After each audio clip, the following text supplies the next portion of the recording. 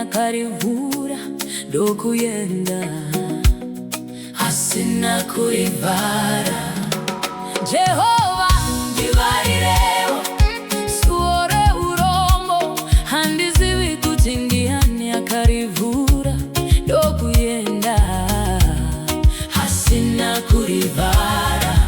Mambo ndivarirewo suore urombo handizivi kuti ndiani akarivura ndokuyenda asina kurivara. Mwari wangu ndivarirewo suore urombo handizivi kuti ndiani akarivura ndokuyenda asina kurivara.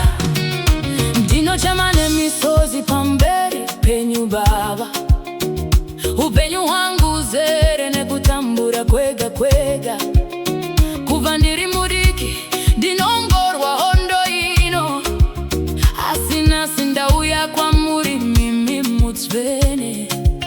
Varai mukova uyu unondipedzera simba, ndinoda zororo renyu Mwari mupenyu.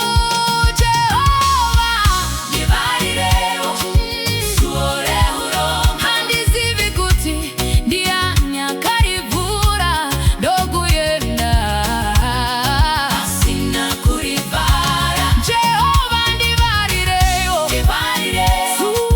suore urombo handizivi kuti ndiani akarivura ndokuyenda asina kurivara.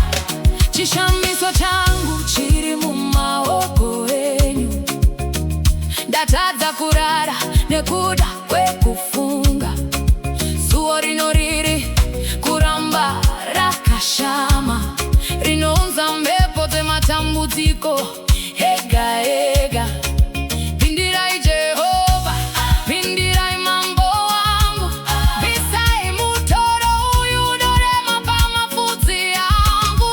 Jehova ndivarirewo suore urombo handizivi kuti ndiani akarivura ndokuyenda asina kurivara. Jehova ndivarirewo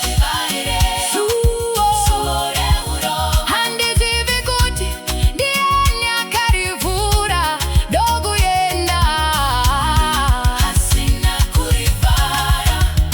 Kweyakabva namo inoini handizivi, kweyakatangira mumhuri medu handizivi, asi mimi munekidze kurarama kwangu. Vurai mikova yemaropafadzo, vurai mikova yerunyararo, suo akapura nhasi ndoda mufaro. Ndivarirewo suo iro remakore mazhinji. Ndivarirewo suore urombo handizivi kuti ndiani akarivura ndokuyenda asina kurivara. Jehova ndivarirewo suore urombo handizivi kuti ndiani akarivura ndokuyenda asina kurivara. Ndinoziva imimi mune simba guru kudarika matambudziko ose nyika ino. Zita renyu rinopwanya ketani dzose, rinopara